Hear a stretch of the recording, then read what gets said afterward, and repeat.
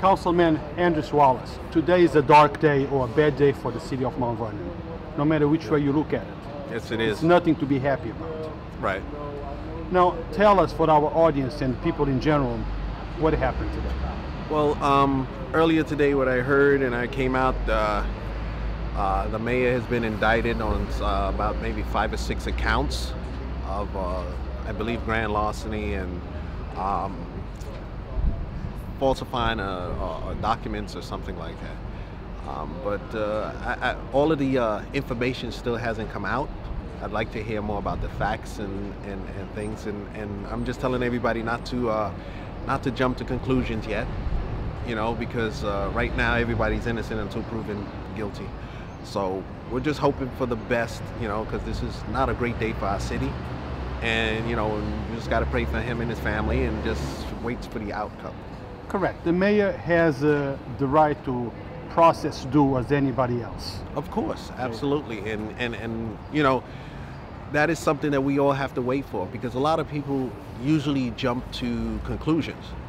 You know, I'm just saying, let's wait for all the information to come out before we really have those conversations. Now, Mr. Wallace, if the mayor is found guilty, what is he facing that you know of, time-wise? That I do not know. I believe that they said that it's a felony charge, but I don't know what he's facing exactly, what the time would be. Now, as I heard from somebody else, you know, just before we start your interview, is this an issue with the administration in general, regardless if it's Richard Thomas, Ernest, or whoever?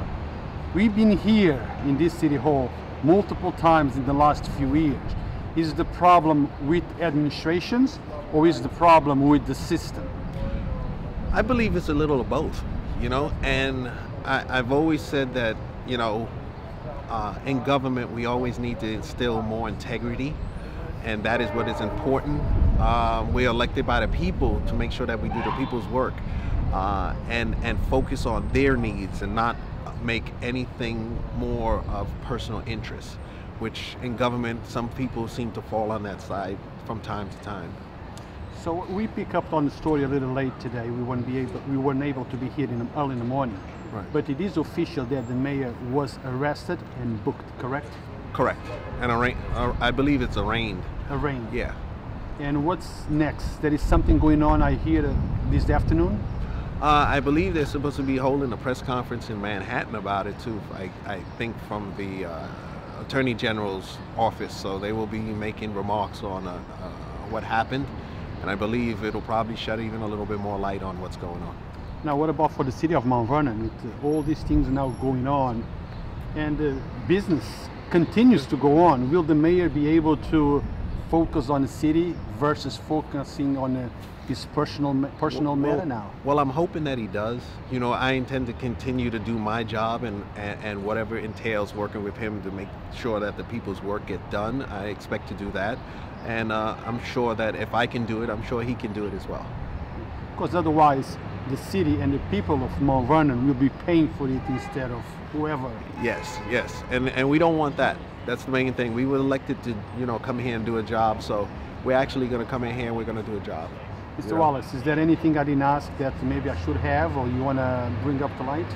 No, I think you pretty much covered it all, you know, and what we have to do is just wait for the facts to come out. Okay, guys, again, no one is happy about this today. Right. It's a dark day for the city of Mt Vernon, but let's see what happens. Yes. Whatever is guilty, whoever is not guilty, we will find out sooner or later. Okay. Thank you, sir. You got it. You're welcome.